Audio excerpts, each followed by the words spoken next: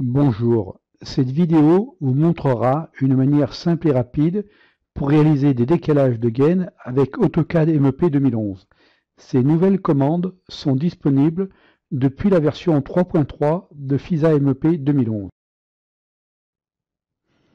Il arrive fréquemment d'avoir à raccorder deux gaines de sections différentes, décalées dans le plan horizontal et vertical. Nous avons créé la commande RH pour cela. Nous avons une première gaine rectangulaire, puis une seconde décalée en alignement et en altitude. Sur la ligne de commande, tapons RH.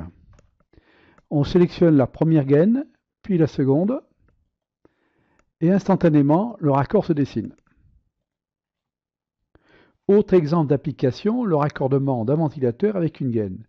On tape la commande RH, on sélectionne le ventilateur puis la gaine.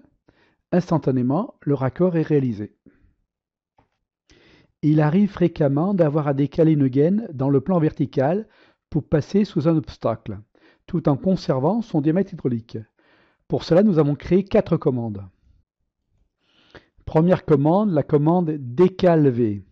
On sélectionne 2 points à l'endroit du décalage, on donne l'épaisseur de la gaine au niveau du décalage, la valeur dont il faut décaler cette gaine dans le plan vertical, la longueur des raccords, et on demande si on veut que le raccord soit centré, à droite ou à gauche, là on va dire à droite, et instantanément, le raccord est réalisé. Deuxième commande, la commande décale VO pour obstacle. Donc décalage vers le bas, bord de la gaine à l'endroit du décalage. La poutre est à 2300 en arrêt inférieur. On veut que la rase sous la poutre de la gaine soit 2150.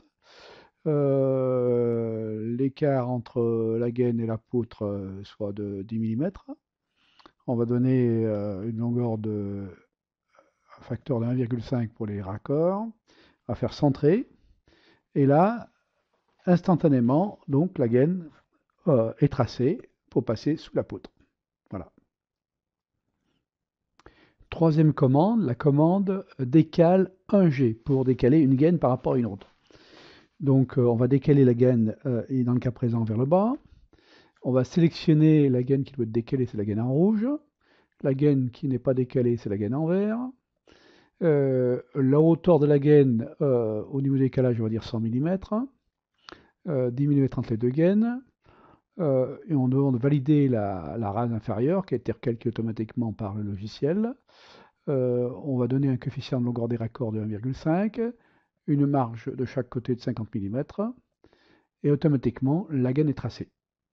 Le contournement est tracé. Quatrième et dernière commande, la commande décale V2G pour deux gaines. On sélectionne une première gaine, on sélectionne la seconde, et ensuite on valide différentes valeurs proposées par le logiciel qu'on peut d'ailleurs modifier, et automatiquement le logiciel calcule la pièce de transformation, les pièces de transformation.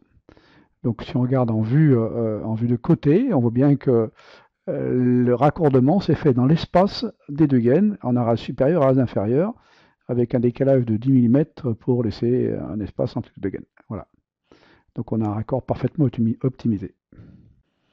Cette présentation est terminée. Je vous remercie de l'avoir suivie.